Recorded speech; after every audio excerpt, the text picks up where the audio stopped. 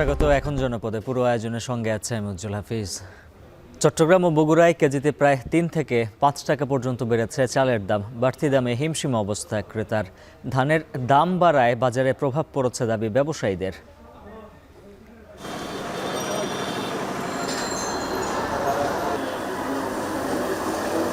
আপনার মোটার বাজার একটু বেশি, চিকনের বাজার আগের মতোই স্বাভাবিকই আছে। এখানে ধান মনে করেন 1500 1550 টাকা মন, 2-3 টাকা বাড়ছে।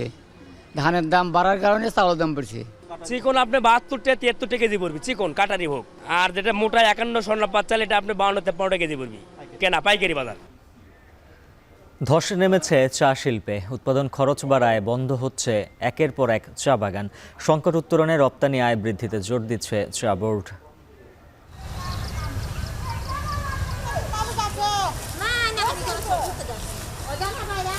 আমাদের চা শিল্পকে এই মুহূর্তে টিকিয়ে রাখতে হলে গভর্নমেন্টের পক্ষ থেকে সিলেক্ট করতে হবে এবং সেখানে স্পেশাল টিম পাঠাতে হবে। প্রতি কেজিতে প্রায় 40-45 টাকা করে সবাই লস দিতেছে। নিজেদেরকে ইরিগেশন বা অন্যান্য ফ্যাসিলিটিসগুলো ক্রিয়েট করে আমাদেরকে এই ওয়েদার চেঞ্জের ইম্প্যাক্টটা যেন চা সেক্টরে না পড়ে, এটা আমাদেরকে কেয়ার করতে হবে। এখন জনপদে এ নিয়ে থাকছে বিস্তারিত। তবে শুরুতেই চালের বাজার প্রসঙ্গ। চট্টগ্রামে বাজারে মিনিকেট সহ কয়েক ধরনের চালের দাম কেজিতে প্রায় 5 টাকা পর্যন্ত বেড়ে বিক্রি হচ্ছে। এছাড়া বগুড়ার হাট বাজারে নতুন করে বেড়েছে চালের দাম। চালের বাজার পরিস্থিতি নিয়ে জানাতে চট্টগ্রামের পাহাড়তলী বাজার থেকে যুক্ত আছেন সহকর্মী শোয়েব রহমান ও শেরপুরের চালের হাট থেকে যুক্ত হচ্ছেন সহকর্মী মাজিদুর রহমান। শুরুতেই শোয়েবের কাছে জানবো চালের বাজারের পরিস্থিতি চট্টগ্রাম থেকে। শোয়েব, জানাবেন চালের দাম বাড়ার কারণ কি, ব্যবসায়ীরা এবং যারা বিক্রেতা রয়েছেন তারা কি বলছেন?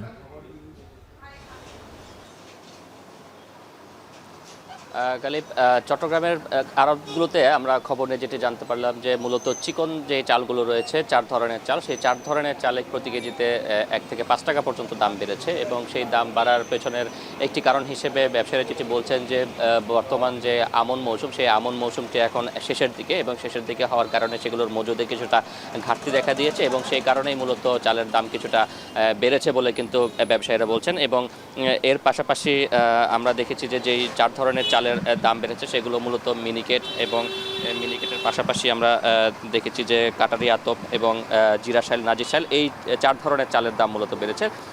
চট্টগ্রামের বাজারে নাজিরশাইল বিক্রি হচ্ছে 88 থেকে 90 টাকা, জিরাশাইল বিক্রি হচ্ছে 85 থেকে 90 টাকা, মিনিকেট 70 থেকে 75 এবং কাটারি আতপ 88 থেকে 90। এবং এর বাইরে যে মোটা চালগুলো রয়েছে সেই মোটা চালগুলো কিন্তু দাম স্থিতিশীল রয়েছে বলে ব্যবসায়ীরা জানাচ্ছেন। এবং একই সাথে বাজারে আমরা দেখেছি যে প্রচুর পরিমাণে ভারতীয় চাল রয়েছে। সেই ভারতীয় চালের সাথে যদি একটু দেশি চালের তুলনা করি, সেক্ষেত্রে দেশি নাজিরশাইল যেখানে 88 থেকে 90 বিক্রি হচ্ছে, সেখানে ভারতীয় নাজিরশাইল বিক্রি হচ্ছে 72 টাকায়।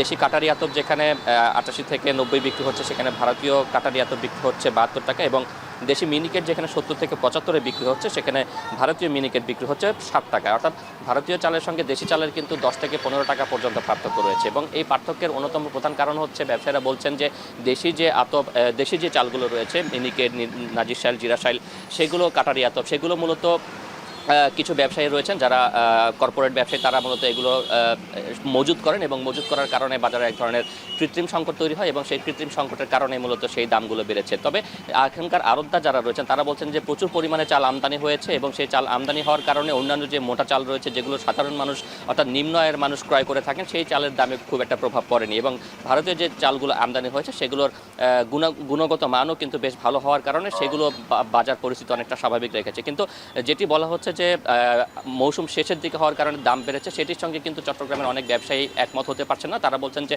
বাজারে পর্যাপ্ত পরিমাণে চালের সরবরাহ রয়েছে, প্রচুর পরিমাণে চাল আমদানি হয়েছে, তারপরেও চালের দাম বাড়াটা আসলে তারা যুক্তিযুক্ত মনে করছেন না। এবং এই কারণে প্রশাসনের যেই তৎপরতা, সেই তৎপরতা না থাকার যে তৎপরতার যে ঘাটতি, সেটিকে মূলত তারা দায়ী করছেন। তারা বলছেন যে বাজার চলছে মূলত ব্যবসায়ীদের মাধ্যমে, ব্যবসায়ীরা যেভাবে ইচ্ছা সেভাবে আসলে বাজার নিয়ন্ত্রণ করছেন। সেক্ষেত্রে প্রশাসন যদি নিয়ন্ত্রণ করতো বা প্রশাসন যদি তদারকি করতো, সেক্ষেত্রে দাম হয়তো বা এটা এভাবে বাড়তো না।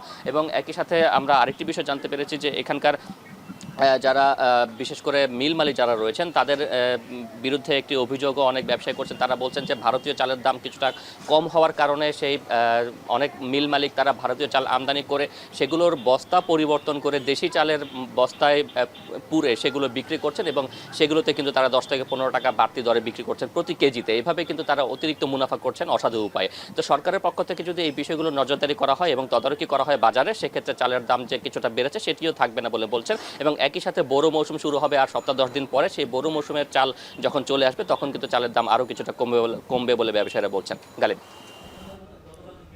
চট্টগ্রাম থেকে চালের বাজারের খোঁজ খবর জানাচ্ছিলেন সহকর্মী শোয়েব রহমান। এবার যেতে চাই বগুড়ার শেরপুর, সেখানে রয়েছেন সহকর্মী মাজেদুর রহমান। মাজেদ, জানাবেন হাটে চাল কেমন দামে কেনা বেচা হচ্ছে এবং এই চালগুলো যখন খুচরা পর্যায়ে পৌঁছায় সেক্ষেত্রে যারা ক্রেতা রয়েছেন তাদের কেমন দামে চাল কিনতে হচ্ছে? হ্যাঁ উজ্জ্বল, আপনাকে বলে রাখি আমি বগুড়ার শেরপুর মির্জাপুরে একটি চালের হাটে আছি।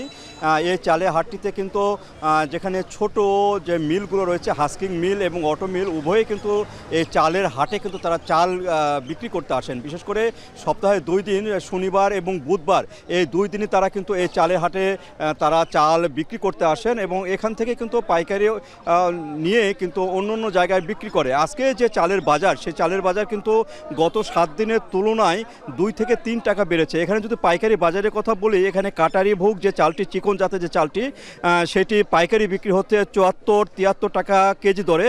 আর যে মাঝারি গোছের যে চালটি সেটি হলো 62-63 টাকা। আর মোটা জাতের যে চাল সেটি বিক্রি হচ্ছে হলো 52-54 টাকা কেজি দরে বিক্রি হচ্ছে। আর এখানে যে কৃষক, এখানে ব্যবসায়ীরা যেটা বলছেন সেটি হলো বর্তমানে ধানের দামটা অনেক বেশি হওয়ার কারণেই কিন্তু চালের দামটা বেড়েছে। আর বর্তমানে যে সময়টি, সেই সময়টি কিন্তু এখানে যে আমন ধান, সে আমন ধানের সময়টা চলে গেছে এবং ইরি ধান সেটি আসতে এখনও 2 মাস বাকি রয়েছে। এই কারণে কিন্তু যে চালের যে কম, সে চালের কম হওয়ার কারণে কিন্তু চালের দামটি বাড়ছে এমনটি বলছেন। তবে এখানে যেটি আরও বিভিন্ন সূত্রে জানা গেছে যে চালের মজুদ কিন্তু এখানে মোটামুটি বগুড়াতে এবারে বেশ ভালো রয়েছে। তারপরও চালের দামটি এভাবে বাড়ার কারণটা কোনো কারণ খুঁজে পাচ্ছে না অনেকে। তারা বলছেন যে বাজার তদারকি এবং যে মিল মালিকগুলো, বড় বড় অটো মিল মালিকগুলো এবং কর্পোরেট হাউসের যে মিলগুলো রয়েছে, সেই মিলগুলোতে প্রচুর পরিমাণ চালের এখানে মজুদ রয়েছে। সেই মজুদগুলো যদি এখনই বাজারে দেওয়া যেত তাহলে হয়তো চালের দামটি এই সপ্তাহের ব্যবধানে 2 থেকে 3 টাকা যেটি বাড়ার কথা, যেটা বেড়েছে সেটি হয়তো বাড়তো না। এইভাবে যদি চালের দাম যে খুব বেশি বাড়বে গত আরও দিনে, সামনের দিনে, এমনটি মনে করছেন না এখানকার যে ব্যবসায়ী এবং যারা ক্রেতা, তারা মনে করছেন না। এবং যে জিনিসটি এখানে হয়েছে সেটি হলো বর্তমানে হঠাৎ করেই যে চালের দামটা বৃদ্ধি, সেই বৃদ্ধি হয়েছে। হয়তোবা এই চালের দামটা আরও বৃদ্ধি না হতে পারে এবং স্বাভাবিক থাকবে এমনটি মনে করছেন এখানে ক্রেতা এবং ব্যবসায়ী মহল। তো এই ছিল উজ্জ্বল আমার কাছে বগুড়া যে মির্জাপুর চালের হাট, সেই চালের হাট থেকে দরদাম নিয়ে সর্বশেষ। সুনামগঞ্জে সোনালী ধানের স্বপ্ন বুনছেন হাওরের কৃষকরা। চলতি বছর জেলায় উৎপাদিত বোরো ধান এরই মধ্যে কাটতে শুরু করেছেন তারা। আগামী 1 মাস আবহাওয়া অনুকূলে থাকলে 4,500 কোটি টাকার ধান ঘরে তুলবেন এই অঞ্চলের কৃষকরা। লিপসন আহমেদের তথ্য ছবিতে থাকছে প্রতিবেদন। হাওরে মূলত বৈশাখ আসে নতুন ফসলের সুবাসে। হাওরের বাতাসে সোনালী ধানের ঘ্রাণে কিষানের মুখে তাই তো এখন রঙিন হাসি। কাঁচা পাকা ধানের ঘ্রাণ আশা জাগিয়েছে কৃষকের প্রাণে। সোনালী ধানে স্বপ্ন বুনছেন হাওরের কৃষক।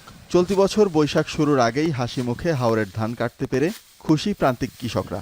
তাদেরই একজন বিশ্বম্বরপুরের করচার হাওরের কৃষক স্বপন কুমার বর্মন। চলতি মৌসুমে লক্ষাধিক টাকা খরচে বোরো ধানের আবাদ করেছিলেন। প্রাকৃতিক বৈরিতা ছাড়া হাওরের ধান কেটে ঘরে তুলতে পেরে এই কৃষক খুশিতে বিলিয়েছেন মিষ্টি। হাওর জুড়ে আনন্দের বন্যা বইছে, এই কারণেই যে আমরা ধান যে তুলতে পারতেছি, সুন্দরভাবে তুলতে পারতেছি, এই কারণে আমরা আনন্দ সহিত সবাইকে মিষ্টি মুখ করাইতেছি। আশা করি যে আমরা এই ধান বিক্রি করে ধান খেয়ে সারা বছর আমরা পরিবার পরিজন নিয়ে জীবনযাপন করবো। বিশ্ব ধান হয়েছে, এই ধান আমরা তুলতে পারলে ঈদের মতন আনন্দ হইয়া নাতি হুতি জিহুত লিয়া মা বাপ লিয়া সবার লিয়া ফুর্তি করে খাইমু। এবছর বান বন্যা জোরতো বান না হলে আমরা মোটামুটি একটু ভালো আছি, বা আমার ফসলও খুব ভালো হয়েছে। কলা খাটা আজকে লাগছে হরে খুব আনন্দিত আমরা ধান খাটা লেগে। ভালো ধান হয়েছে, আমরা শান্তি আলে কাটতাছি। যদি আমরা তুলে নিতাম পারি তবে আমরা বাল বাচ্চা লিয়া সুখে একটা ভাত খাইতাম পারাম। কৃষি সম্প্রসারণ অধিদপ্তর বলছে চলতি বছর সুনামগঞ্জে 2,23,410 হেক্টর জমিতে বোরো ধানের আবাদ হয়েছে, যেখান থেকে চাল উৎপাদনের আশা 9,24,413 মেট্রিক টন, যার আনুমানিক বাজার মূল্য প্রায় 4,500 কোটি টাকা। ঝুঁকি এড়িয়ে ফসল ঘরে তুলতে মাঠ পর্যায়ে সব ধরনের পরামর্শ দেওয়া হচ্ছে। কৃষকদের আমরা পরামর্শ দিয়ে যাচ্ছি যাতে 80% ধান পাকলে ধান কর্তন করে। অনেক সময় দেখা যায় যে কাঁচা ধান কৃষকরা কর্তন করে ফেলে। এই জন্য আমরা বিভিন্ন উপজেলা পর্যায়ে বিভিন্ন অফিসারের মাধ্যমে আমরা প্রচার চালিয়ে যাচ্ছি যাতে 80% ধান পাকলে ধান কর্তন শুরু হয়। সুনামগঞ্জের 137টি হাওরের মধ্যে বিশ্বম্বরপুর, জগন্নাথপুর সহ 4টি উপজেলার 10টি হাওরে এরই মধ্যে ধান কাটা শুরু হয়েছে। বাকি হাওরগুলোয় আনুষ্ঠানিকভাবে ধান কাটা শুরু হবে 1 বৈশাখ থেকে। এখন সুনামগঞ্জ। চলতি বছর নেত্রকোনায় 5,500 কোটি টাকার ধান উৎপাদন হয়, যার মধ্যে সুগন্ধি ধানের আবাদ হয়েছে অন্তত 400 টন। চলতি বছর এই ধানের সর্বোচ্চ বাজার দর উঠেছে 2,100 টাকা, যা গত বছর ছিল মন প্রতি 3,000 টাকা পর্যন্ত। দাম কমের কারণ হিসেবে ব্যবসায়ীরা বলছেন, রপ্তানি শুরু না হওয়ায় সুগন্ধি ধানের বাজার নিম্নমুখী।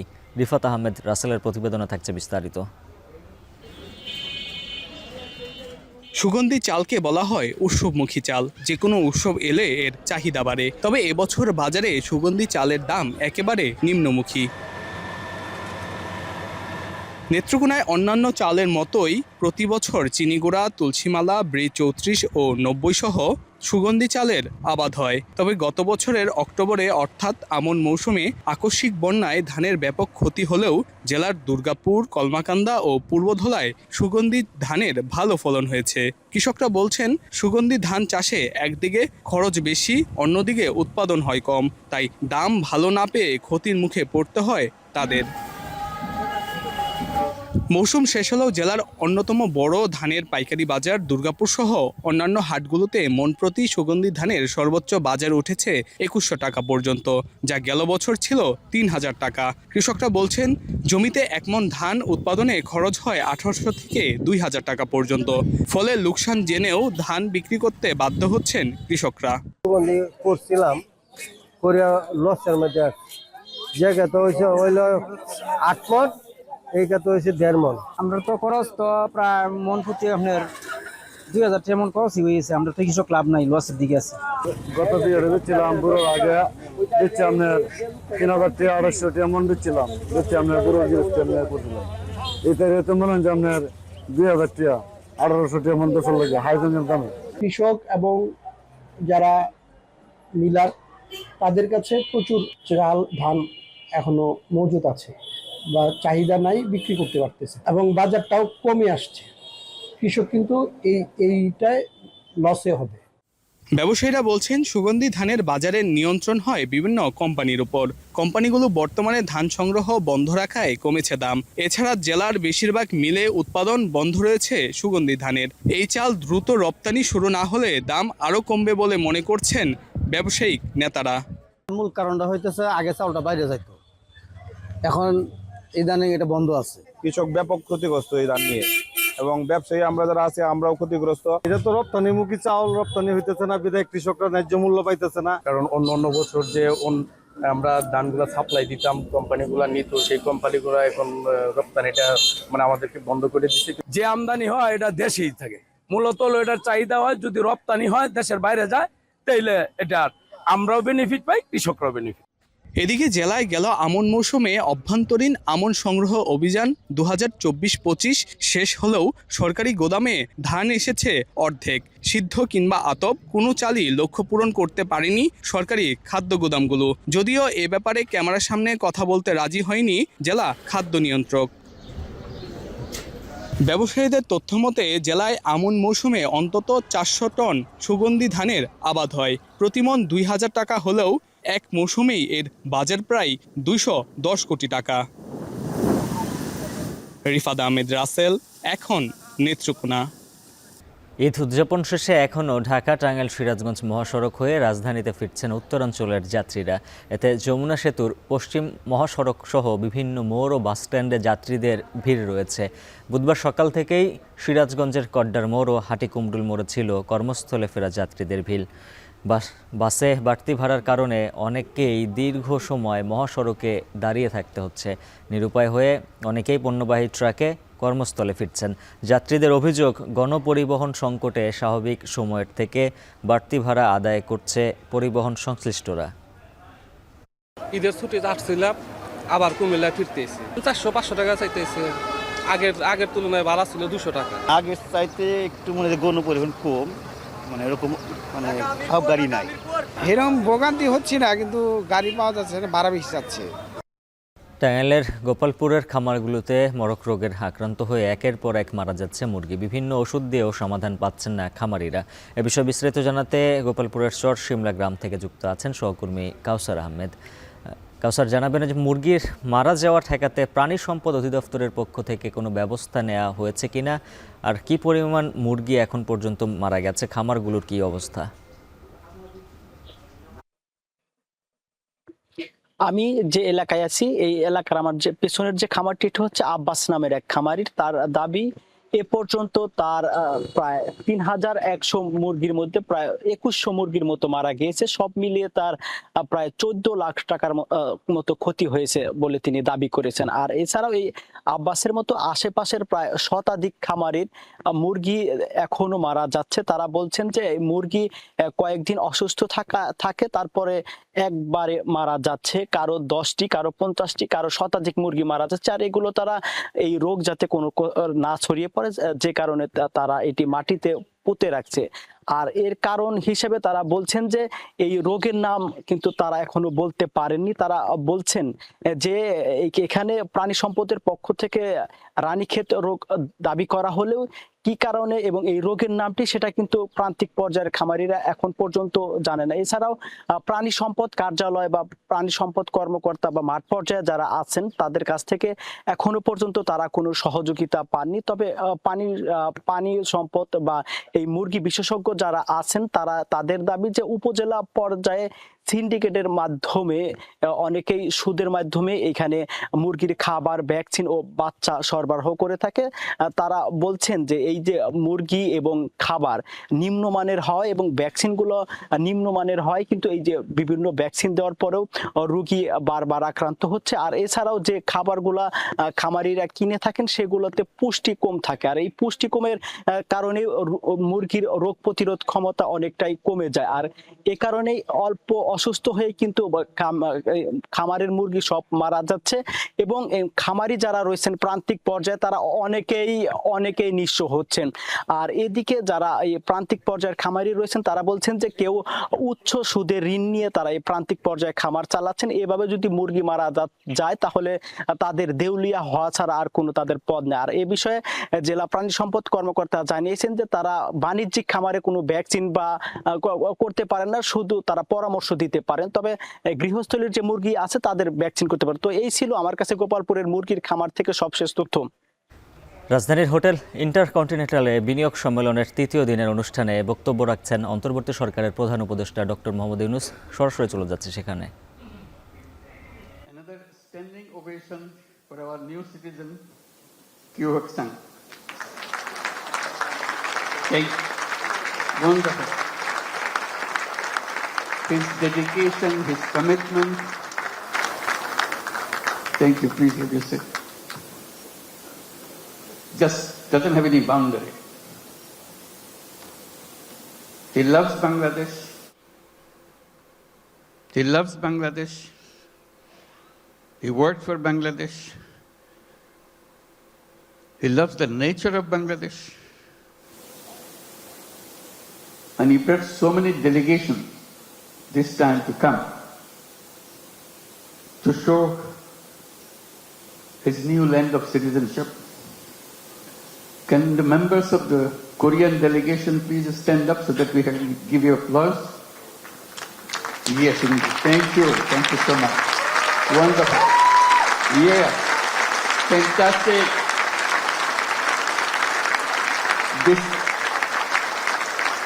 This is your home too.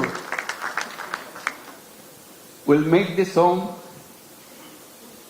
beautiful home. For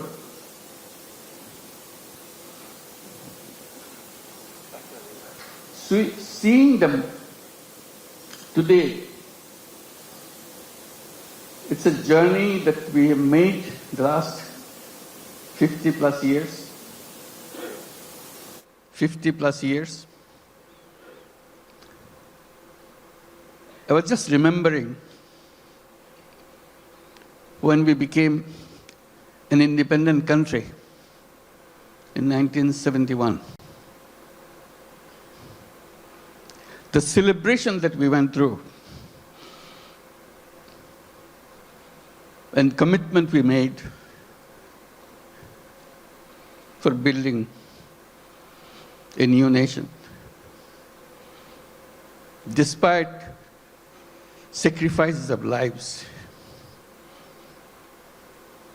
for achieving that independence, we rejoiced. We are free. That was 1971. Then came 1974.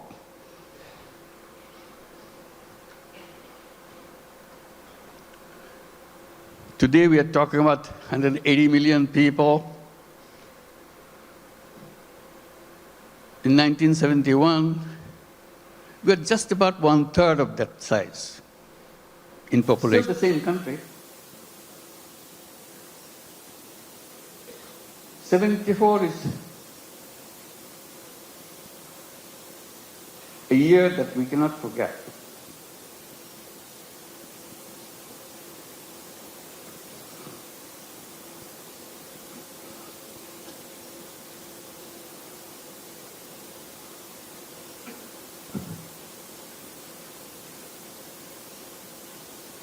Sorry.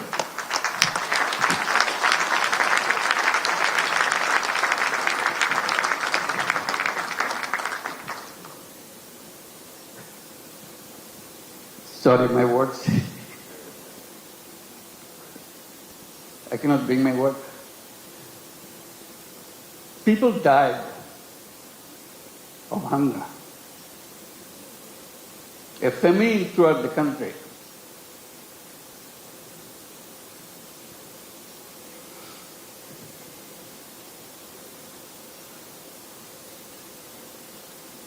One and a half million people died.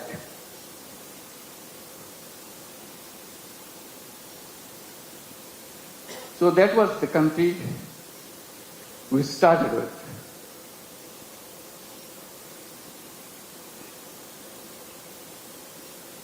We used to grow one crop. We didn't know any other way.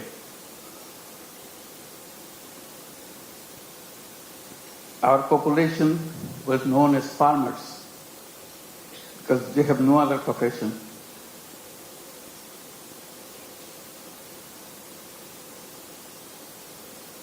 And of them,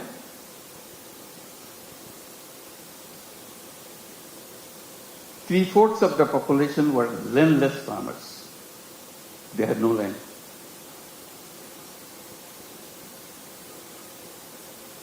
They used to live in a tiny bit of land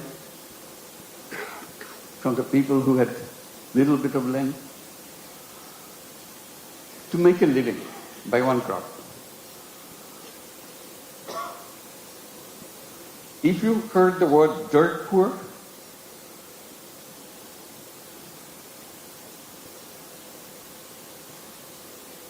that was Bangladesh. Very difficult life. So if you take that journey from 1974 to 2025, it's an amazing journey. Here we're talking about all these big industries and so on, and inviting you from so many countries to set up more industries. We're talking about the big market, talking about the big, intelligent young population.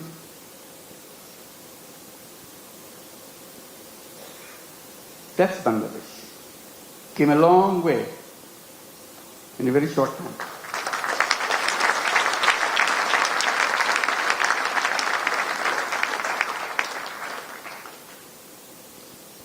In that famine-ridden country,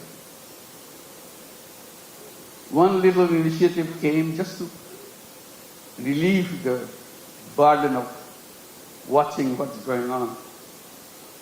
To help people to lend money, tiny little money, $2, $3,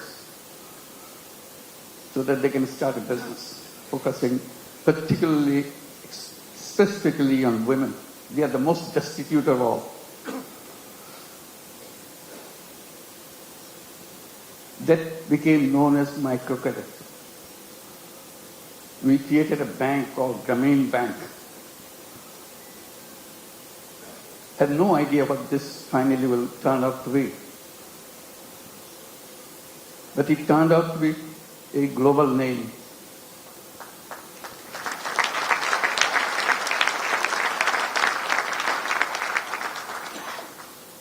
Because no matter which country you are,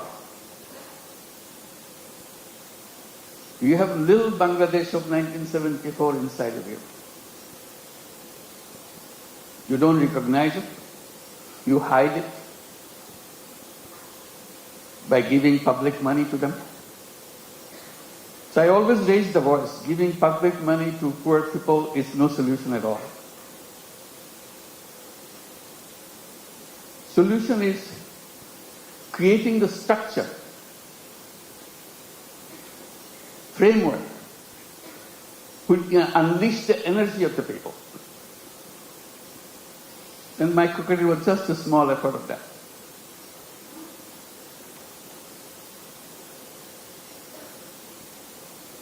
Then a crazy idea came over.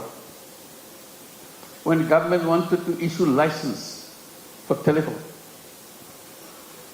we had nothing to do with telephone. We didn't have any telephone in the country. Few telephone in the cities. Most of them don't work. So we thought, why don't we apply for a license for a telephone company? A crazy idea. Government asked, what do you do with a telephone company? What business you got to do?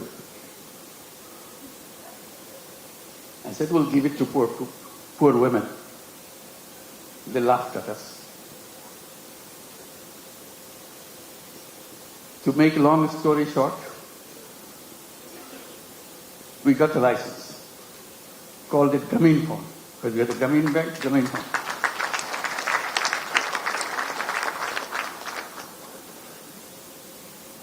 Nobody wants to partner with us because we have no knowledge, nothing.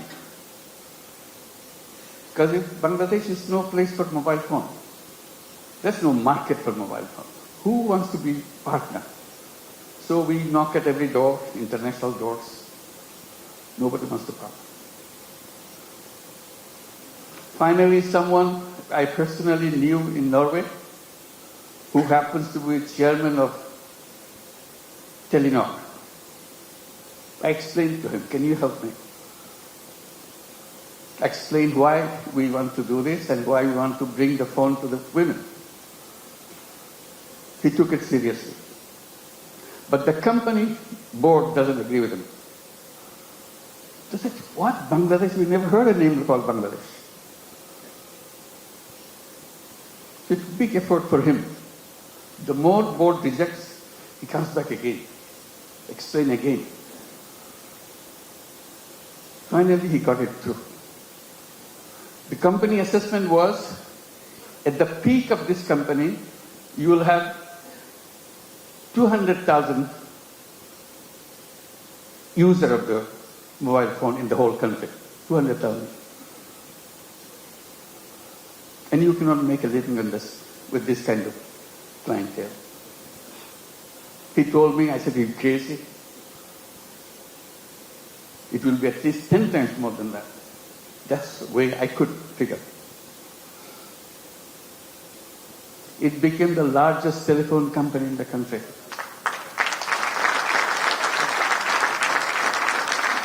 And women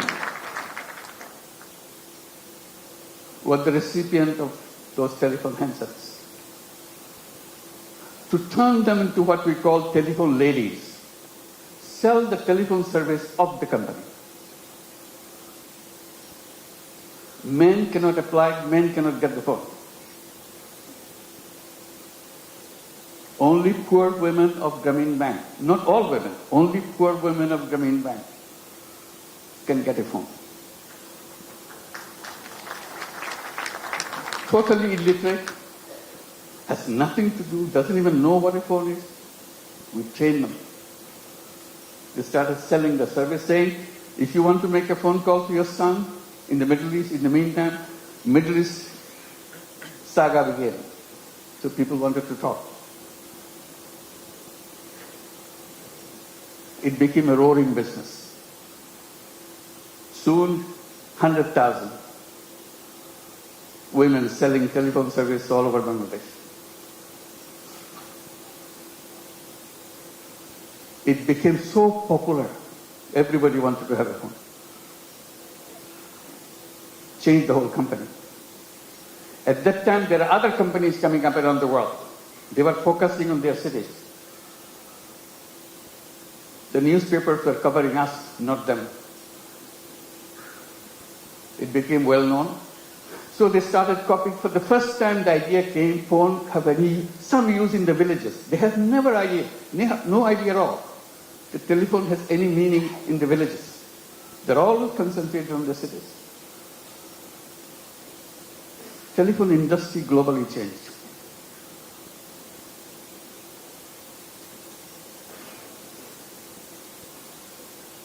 I'm narrating this story a little bit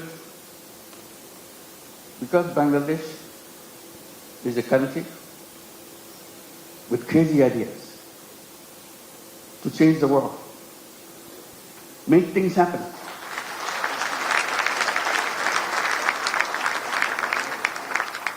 Everyone you saw on the stage receiving the award has a very powerful, crazy ideas and made them happen. So we invite you to join that crowd.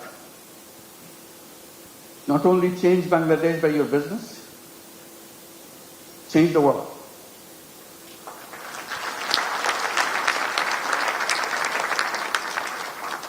I keep reminding people, yes, you want to make profit, go ahead, make profit.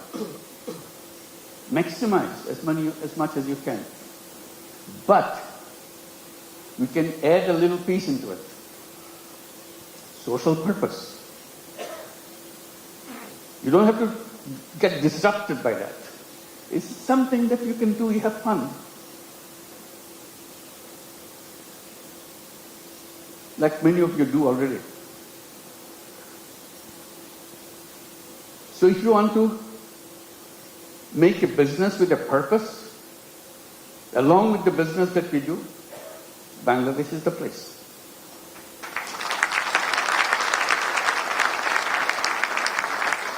You will not know what your business will be like. Why the whole world is following you. Why suddenly you look back, how did it happen? Bangladesh makes it happen.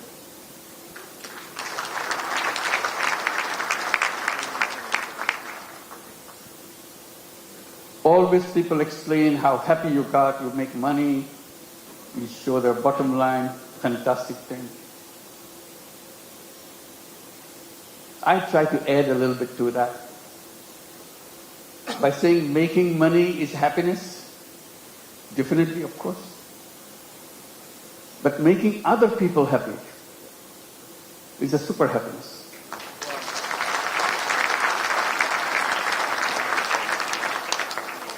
If you have business in Bangladesh, you'll have both. Happiness and super happiness. That you get extra with no cost. You'll be proud of what you have done. Like the people who stood here felt that. Super happy. Did something which impacted in people's lives. massively. With a country of famine, we're now talking about global entry to the businesses and everything. And at the same time, I'm just pointing out, which has been pointed out already, we don't look at Bangladesh alone. It is only one piece of the economy. We see the whole region, very powerful region, lots of resources. We work together, facilitate each other. It's not the business to grab everything out of you, it's a competition, you grab things. We twist a little bit. You earn money, but earning money together, changing the life of the people together, is a fun, is something that's immeasurable. And each of your company can enjoy that super happiness by expanding and reaching out. Reaching out, the impact that you make, you never explored. Just a little opening. That's the magic. Changes the world. You said business is the most powerful mechanism by which you can change the world. But we are trained to focus on some so narrow thing. We miss out the world. We can try opening a little bit. And I emphasize by saying, let's create a new civilization where you're wide, we're open, we embrace the world. I underscore by saying we can create a world of 3 zeros. It can be done with the businesses, not by the government. Government cannot achieve that. That's not the function of the government. It's the function of individuals, human beings. We are human beings. We can change the world. And business gives us a big, powerful tool in our hand. That the new civilization, I say, should be a civilization where there will be no carbon emission. We can do that. That's where the business innovation comes. All we have to do is just pay attention to that side. No carbon emission. It's a self-destructive system if you allow carbon emission to continue. No wealth concentration. It's fun to make money, but wealth concentration is the most dangerous thing to human being. It will destroy the whole world. And zero unemployment. The young people get excited about it. Because all of you are entrepreneurs, not job seekers. Think like an entrepreneur. Make things happen. And Bangladesh is a place to see that. How suddenly people, we are known as farmers. We're a country of farmers, landless farmers. We didn't need land, much land. Little. Only in the 70s, early 60s maybe, 60s, some crazy young guys from the universities dared to enter into something which is happening in the country because of business interests of other countries, garment industry. They said, why not us? That was the beginning of the garment industry in Bangladesh, those crazy young guys. All the first generation, some of them are already here, came out of that generation. And now moving into the second generation, you heard Nasim, the second generation entrepreneur. That's our history. In 2 generations, second generation is just the beginning. It's still the first generation going on. Tapan is here too, I saw him. Where are you? Second generation, I'm sure. So that's the journey. generations. Now, but the third generation coming up, are we prepared for that? That's a challenge to all of us. And we talk about second generation, we have to talk third generation a little bigger. Boys and girls. Somehow, in entrepreneurship in the past, women left out. We have some, but very few. But women are as creative, as entrepreneurial as anybody else.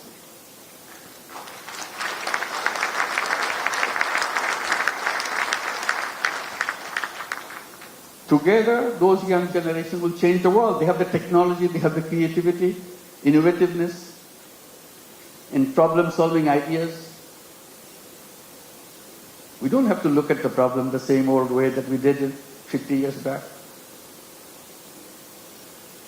Waiting for the government to do something. We people can do that. That's the chance. So today it makes me very happy that we can gather together, and talk about creating that world. It's not just business in a limited idea, which is good, but you can have another space remains unutilized. Let's use this too. And Bangladesh, the business in Bangladesh is not only for Bangladesh, that's the point. It could be for the whole world. Who ever thought that microcredit, which started in a tiny little village, now would be a prime business in the United States, Grameen America.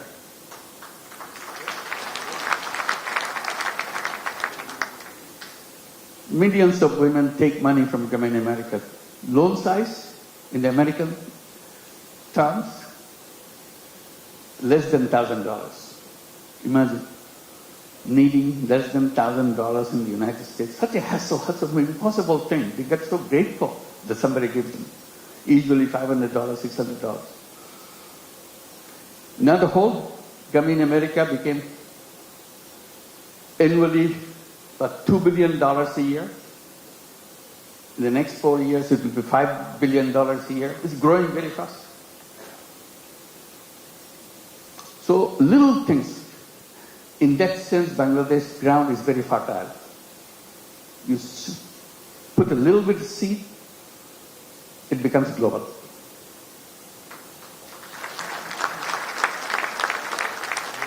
I wish I could tell all the stories that happen in Bangladesh, but I get very tempted, but they're all here. Talk to them, find out. And we welcome you to join us with that mission, creating a new world for the whole world. Thank you very much.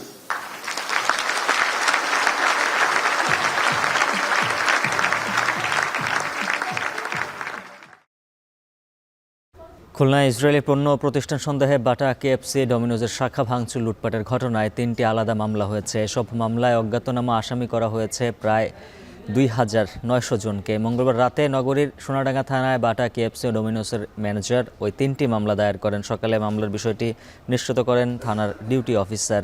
তিনি জানান, butter শোরুমে হামলা লুটপাটের ঘটনায় অজ্ঞাতনামা প্রায় ১৩০০ জনকে আসামি করা হয়েছে। এছাড়া কেএফসি ও ডমিনোজের শাখা ভাঙচুরের ঘটনায় আরও প্রায় ১,৬০০ জনকে অজ্ঞাত আসামি করা হয়। এর আগে গেল ৭ এপ্রিল ইসরায়েলের আগ্রাসনের প্রতিবাদে বিক্ষোভ সমাবেশ থেকে হামলার ঘটনা ঘটে। চট্টগ্রামের এক কিশোরীকে কুপিয়ে হত্যা করা হয়েছে। গতরাতে চন্দনাইশ উপজেলার নয়াপাড়া এলাকায় এই ঘটনা ঘটে। পুলিশের ধারণা ধর্ষণ চেষ্টার পর হত্যা করা হয়েছে তাকে। নানার বাড়িতে বেড়াতে এসেছিল এই কিশোরী। পরে হত্যার ঘটনা দেখে ফেলায় কিশোরীর নানা ও নানিকেও হত্যা চেষ্টা করা হয় বলে জানায় পুলিশ ও স্থানীয়রা। ব্রাহ্মণবাড়িয়া সীমান্তে বিএসএফের নির্যাতনে বাংলাদেশি যুবকের মৃত্যুর অভিযোগ উঠেছে। মঙ্গলবার রাতে আহত অবস্থায় ব্রাহ্মণবাড়িয়া জেনারেল হাসপাতালে মুরাদ নামের ওই যুবকের মৃত্যু হয়। নিহত স্বজনরা জানান, গতকাল বিকেলে ৫টার দিকে ধানের জমি দেখতে বিজয়নগর উপজেলার সেজামুড়া সীমান্তের কাছে যান মুরাদ।